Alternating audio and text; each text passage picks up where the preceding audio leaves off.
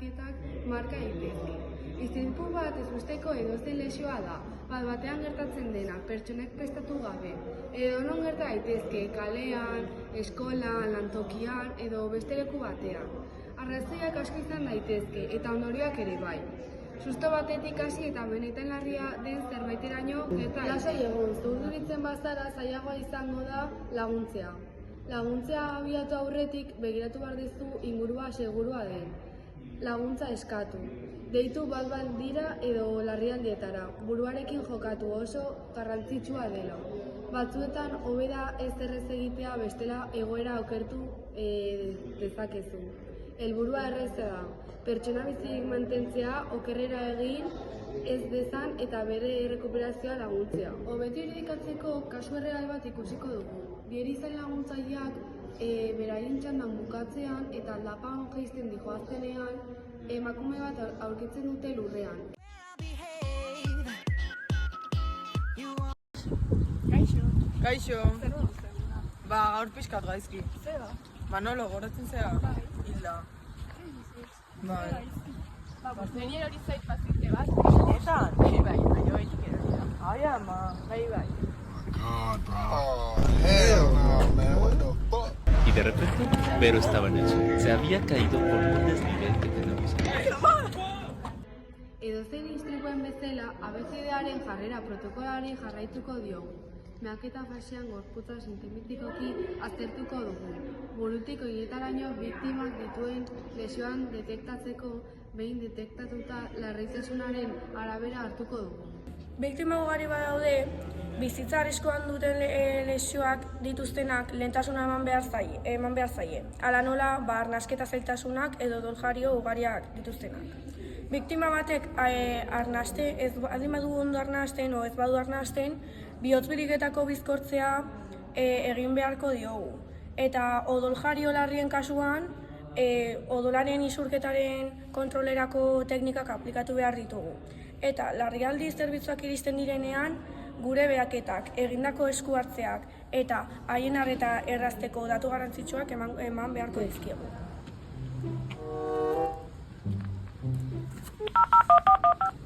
Kaixo, etorrean zaitezkete aldakonea kaleara. Mutil bat erori da eta besoa deformatu du hanka baita eta odol asko botatzen ari da beste besotik. Lehen egoeraren balorazioa azaldu dugu, orain zehatzago azalduko dizuegu. Hau da, bere hanka eta besoa deformatuak traumatismoa gorputzak jasaten duen edozein lesio bat da, hau barrukoa edo kanpokoa izan daiteke. Kasu honetan ez da artikulazio lesio bat. Biktimak duelako besoa eta hanka eta ezkerreko hanka ezin du mugitu eta bi aldeak deformatuta dauzkadalako. Ez da lotailutako lesioa. Hau da, lesio hau, mina, hantura eta hematomak eragiten du, baina ez da azaldu biktima duen deformitatea eta mugimendu ezintasuna. Zazia ere ez da. Orduan, bereizten baitira artikulazio bateko hezurrak. Deformazioa eta min handia egon daitezken arren, biktimarengan ikusten dugunak haustura eradokitzen du, ez luzazioa, ez da lotailutako lesioa ere. Esan dugun bezala ere ez da artikulaziozkoa, ez da lotailutakoa eta ez da luzaziozkoa. Hau dala, orduan bereizten baitira artikulazio bateko hezurrak. Deformazio eta min handia egon arren, biktimarengan ikusten dugunak haustura iradokitzen du. Una pregunta, ¿tú te sientes bien? Azkenean, hainbat traumatismo aukera ezabatu ondoren haustura zela ondorioztatu genuen. Hau da, hezur bat partzialki edo erabat hausten eta kolpe edo tortxo baten ondorioz dira. Sintomak, mina, deformitatea, ezintasun funtzionala, hematoma dira. Eta kasu honetarako biktimaren sintomak bat datoz. Kaixo. Nola ditzen zea? Aibar, Denataz gogoratzen zea. Bai. Bueno, Aimar, pues lasai egon orain ambulantzia etorriko da, bale? Hanka eta besoa deformatua zituenez, desplazamentuko haustura aurrekoa izan zitekeela pentsatu genuen. Hau da, hausturaren aurrean jarraitu behar den protokolo orokorra. Lehenik eta behin hasteko gaizki dagoen pertsona lasaitu eta burutuko diren ekintzak azaldu. Eragin dezakeen objektuak keno, ala nola, koilareak, errezunak, erlojuak eta abar. Hanka edo besoaren inguruan hantura sortu ditzakeena. Bale, erlojuak enduko dugu mina saiesteko, bale? Eta ez molestatzeko gero ambulantzia etortzean. Kasu honetan, pertsona kristal baten gainean erorita besoan ebaki sakon bat izan du. Mozketa zauriak oso dotsuak izan daitezke, eta azkar jarduten ez bada, biktima arriskuan jar dezakete. Orduan, hemorragia handia dela eta gorputzak odolasko galdu izan du denbora gutxian. Eta horrek arrisku larriak sor ditzake. Eta horrelako kasutan zer egin behar da?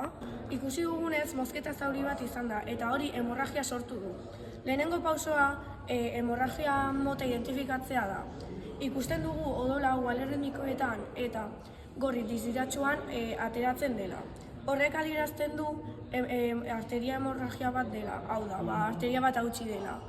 Hemorragia arterialak oso arriskutsuak dira, eta odola indar handiz ateratzen baita bihotzaren tauparekin batera. Eta oso azkar odol galera handia eragin dezake. Biktimek odolasko galtzen badute hainbat sintoma eragin dezakete. Adibidez, izerdiotza eta azal zurbildua, kontzientzia aldaketak edo zorabioak eta arnasketa bizkortua. Odolgario bat gelditzeko burutu behar ditugun ekintza honako hauek izan behar dira. Normalean tornikete bat ez dugu egingo printzipioz.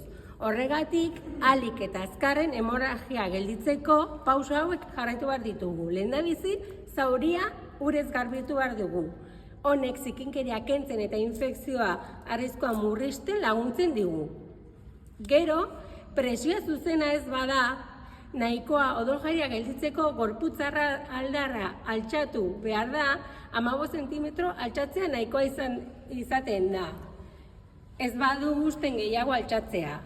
Gero, odolgaria duen eremua gerean utzi, zauria ondo ikusi behar da, bere larritasuna ebaluatzeko. Eta presioa zuzena egin zauriari. Normalean, hoberena izango zen apositua eta konpresa esterila jarri, baina ez badaukazu, eskuz presioa egin odola ateratzen den lekua eta zauria besoa edo hanka badago igo odoljaria murrizteko. Eta azkenik, kasu honetan besoa igoko dugu. Immobilizazioak odoljaria berriak saiestuko ditu eta behar bada dagoen odoljaria kontrolatuko dugu. Métete en el agua, métete.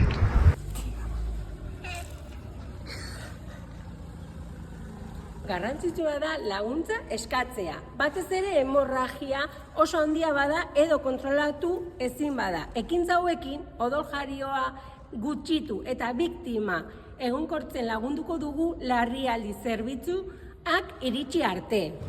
Min asko daukazu? Bai. Egon lasai orain anbulantzia etorriko dela eta probak egingo dizkizute ospitalean, bale? Bai, egongo da mediku askorekin eta ez kezkatu. Garrantzitsua da jakitea nola jokatu larrialdi baten aurrean. Ze noizbait bizitza bat salba dezakegu. Batzuetan, keinu txiki batek dena aldatu dezake. Espero dugu inoiz gertatu behar ez izatea, baina gertatzen bada, prest egoteak egoera aldatu dezake. Eskerrik asko bideo ikusteagatik.